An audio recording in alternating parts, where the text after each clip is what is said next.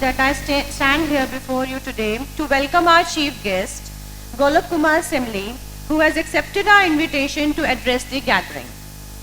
He is the Principal Advisor and Chief Technology Officer, Passport Seva Program, Ministry of External Affairs, Government of India. So I welcome Golok Kumar Simli to address the gathering, please. So can we have a big round of applause, Mr. Golok Kumar Simli joining in from Government of India, Ministry of External Affairs.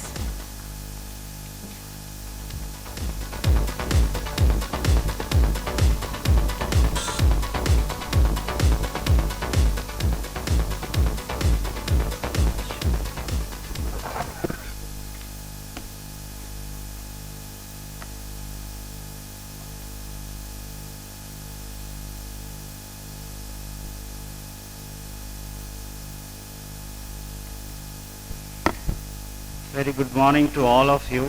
Let me at the outset thanks DIGITALCONFEX, Ms. Mitali Batra, Ayush and team, and all the organizers having me here. I think we were listening about data, we are listening about regulations, our Honorable MP talked about, and they are very kind of a valid points to the core which we all are looking into. But let me focus on an area, because today we will be speaking on emerging technology. Today we will also be speaking on what are the huge cases of this emerging technology. At the same time, what are the kind of different innovations you all can look into, whether I come from government, you come from industry, and then what are the various challenges, right?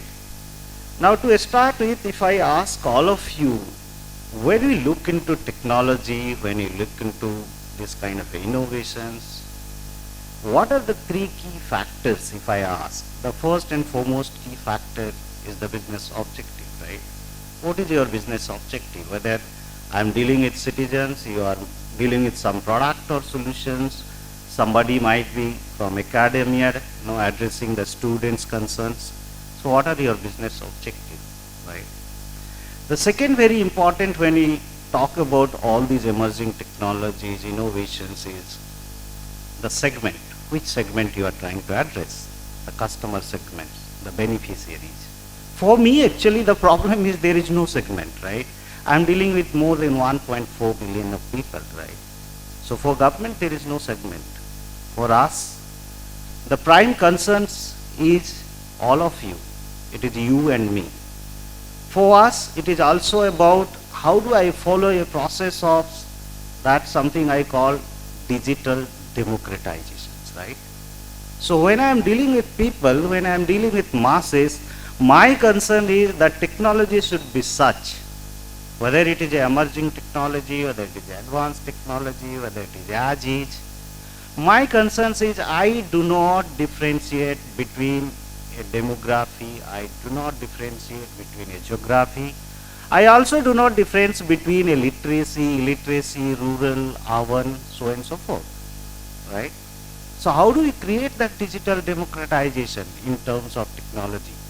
In terms of connecting people, in terms of empowering them, in terms of making them inclusive part of the society, bringing them into the mainstream, right? Where today we are talking about $1 trillion of digital economy.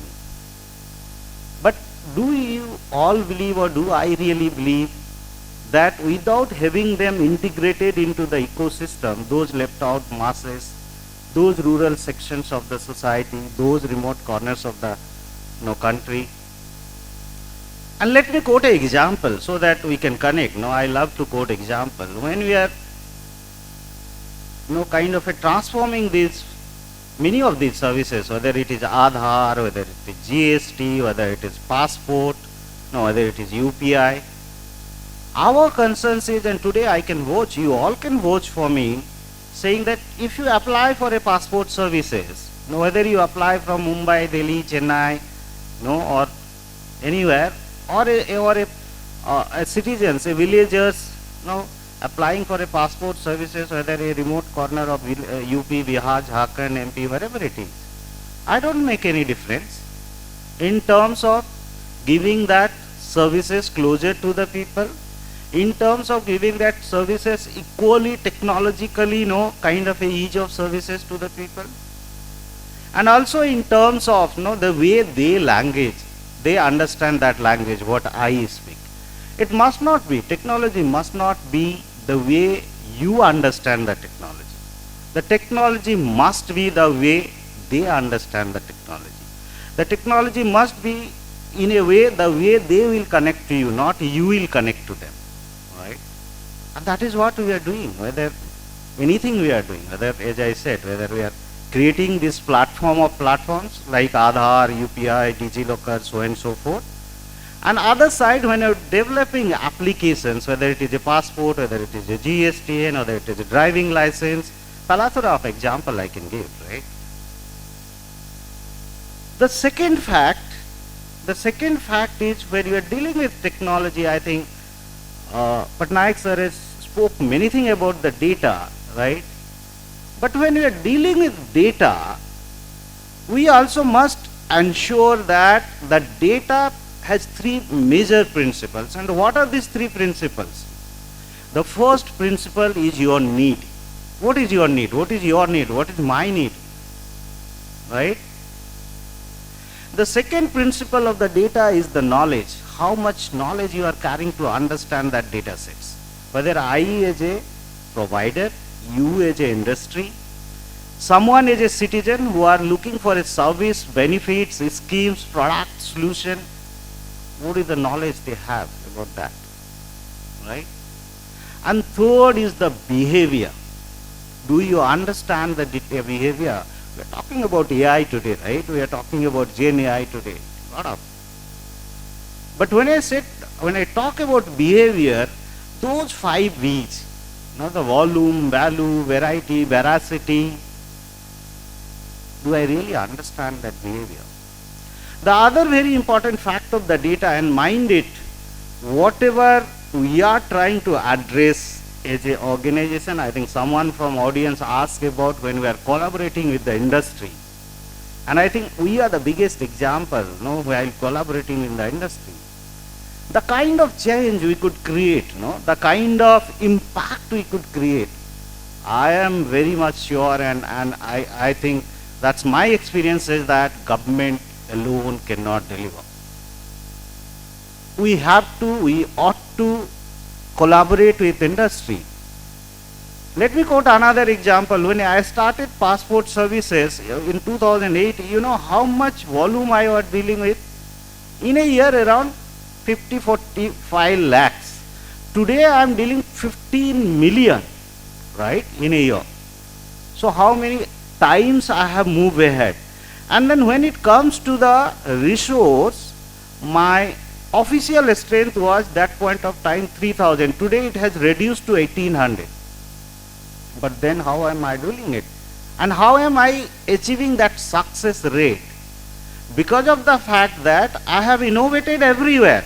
Whether it is process, whether it is collaborating with the technology, whether it is collaborating with the industry, whether it is innovating a business model, very important, right? Very important. The business model which will align with the technology, the business model which is sustainable over a time, the business model which is not at one go, it is all time to come, right? And on the other hand, I always quote this example saying that when we are launching these big programs, I think these programs got delayed by itself, let's say 8 months, 10 months, 1 year, because that kind of alignment, realignment, and that's what I was telling about. Do we really understand the data sets when we connect to the people in terms of their knowledge, in terms of their wisdom, in terms of their need, and in terms of their behavior pattern? Whatever I do, if I define security, cyber security, whatever I do, if I bring in any kind of, any sort of technology into my solution, product, services, it doesn't work unless the users are aligned, unless the beneficiaries are really kind of a trained, connect and avail that data sets or the services what we are talking about. To my mind, it also strikes when we are talking about AI. There are a lot of use cases of AI. Today we are talking about use cases of AI in agriculture, health sectors, and as I said, it's already happening. I'm already doing it, right? I really understand sitting here in this room or when I'm speaking to you, how much of my citizens today hitting at various passport seva kendra. I also really can predict from my tab itself saying that in a passport seva kendra, maybe there are 2 government officers is not reported, and how do I handle that extra load in that passport seva kendra? I can do that sitting here, right? But how am I doing that? Because I know those data sets well. I also know that how to channelize those data points, even if there is a issue arises or even if there is a problem being faced at a particular point of time. But how do you channelize those resources? How do you channelize those data sets, and how do you also channelize those decisions points? Very important. So are we really mapping in terms of technology one side, in terms of mapping those roles and responsibilities at other side, and also are you having that kind of a visibility and observability anywhere you are?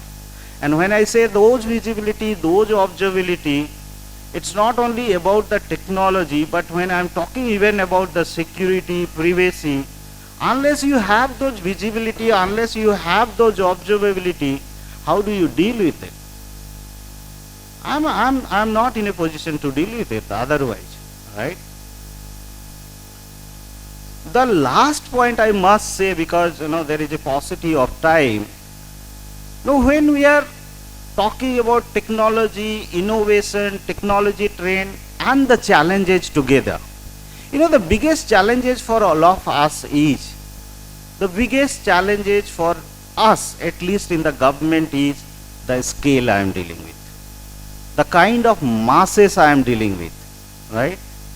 For me, if I am approaching you as an industry, I am looking for a solutions which can deal with a scale, which is economical, which is sustainable over time.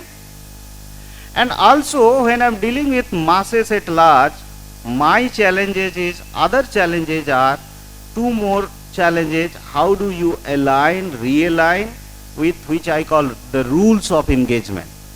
And those rules of engagements are nothing but the law of the land. Today we have enabled DPDP, right? Every one of us now we are moving towards how do you align with the recently enabled DPDP law, DPDP Act.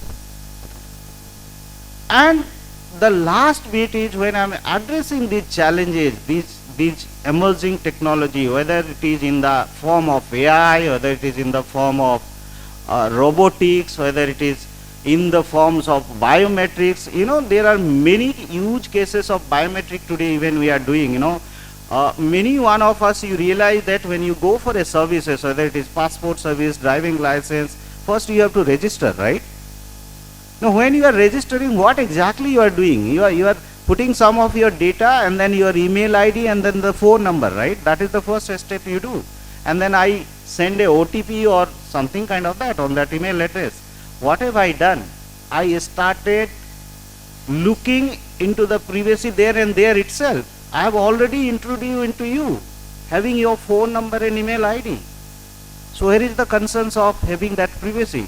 And that is why we are saying that how can you create privacy by design? Can I avoid that? Why do I collect your phone number and email ID just to get registered for a purpose or a service? May not require. Can I enable that voice based? Can I enable that face based? Can I enable that fingerprint based? And mind it, that will not come to me, that will remain on your client device. I can do that, right? You just give me your face, you get it registered on my portal, data remains with you on your device. I am not carrying that data forward, but your job is done, right?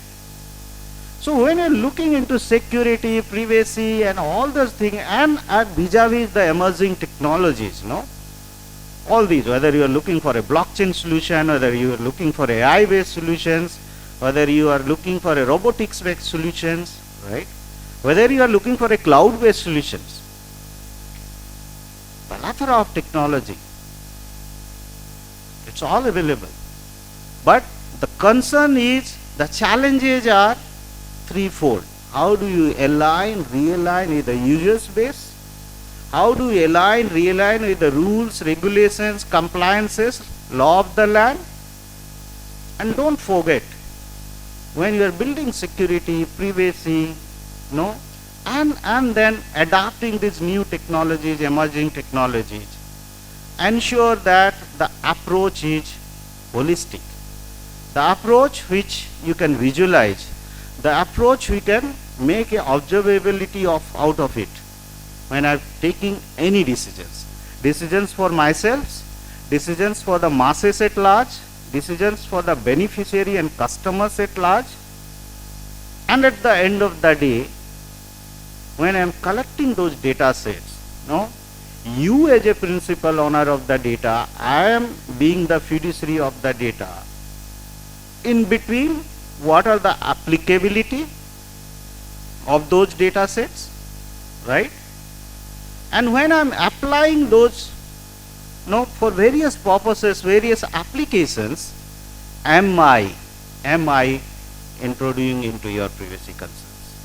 Am I violating any security concerns? No, if you approach technology the way, we are discussing, I think the opportunities, the scale is huge. The collaboration opportunities engaging with industry for us as a government is huge. And it's a win-win scenario, right? We have done that, we have proven it, we are working on it. So where are the issues? There is no issue. But how judiciously, how carefully you implement it, you operationalize it, you execute it, and you make it sustainable. So that's how I put it. Thank you. Thank you.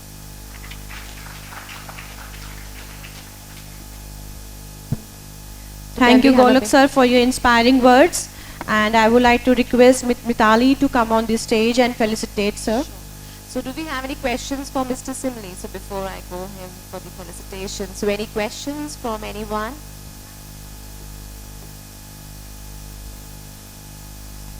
Thank you. Thanks.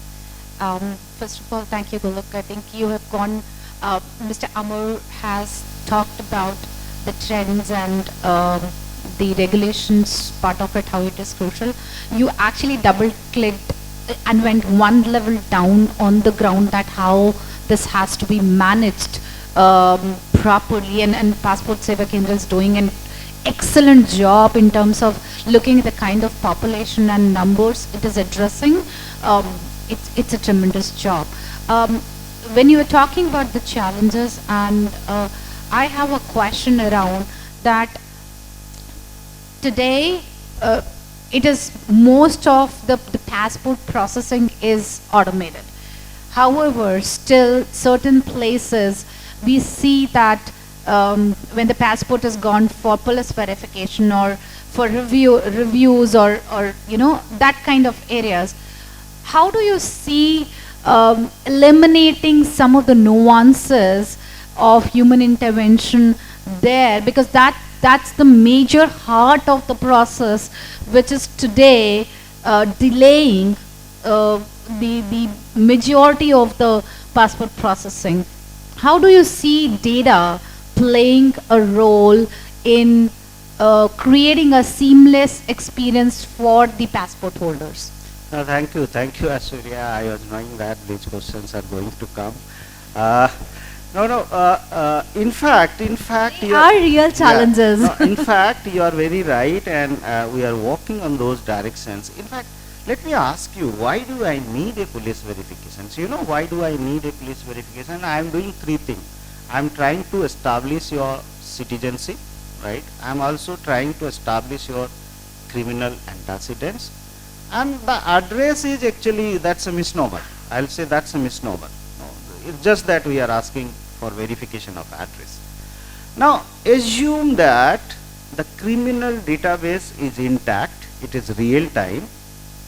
I must not need or I must not seek the help of police officers to go into the field and check your credentials. Assume that there is a citizenship database available with me, which is as per the citizenship law, right? We all are aware of. Why do I need that? I don't need that. And that's why, like Asurya said, the idea is not about what kind of a practices you are following or the processes you are following. These practices, these processes are being built or has been built just to safeguard these via medias, no? I'll say via medias. Because you do not have those databases in place. Like she said, provided I have these data points readily available with me on a real-time basis, I do not need. And going forward, for an example, now on reissue cases, we are working, we will be calling you, it will be a faceless service, right? Why do I call you? I have all your data, right? When first time you came to me. So it's just that, approaching to a problem or approaching to a particular use case, the idea is, and that is where I think the use of technology, the corporates, the industry at one side, and when I am enabling those features, those processes, those policies as a government, which our Honorable MP was also saying, how do we facilitate you to enable that, right? And that's the crux. It's a collaborative, it's a collaboration which will give you that result. And not only in passport, Ashwarya, this is we are doing. For an example, tomorrow what will happen, you will go for a, let's say, Aadhaar. You are saying, hey, I have to change my address in Aadhaar. I can very well ask you, gentlemen, you are asking your address change in Aadhaar. Would you also like to change your address in passport, driving license, so and so forth? Yes. Why do you go to 10 places to change the same address? It's not required. It's not required. And that is where the another concept we are working on very hard, where along with the industry naturally, that is called the concept of aggregator. No?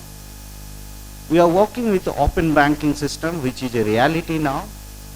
There will be a time, and that time is not far. I can visualize within 2-3 years, these aggregator concepts will also come in government service delivery, whether it is passport, driving license, so and so forth. So thank you, Asura, for asking this. Thank you. So can we have a big round of applause for Mr. Golok? So can we have Mitali on the stage for felicitation ceremony?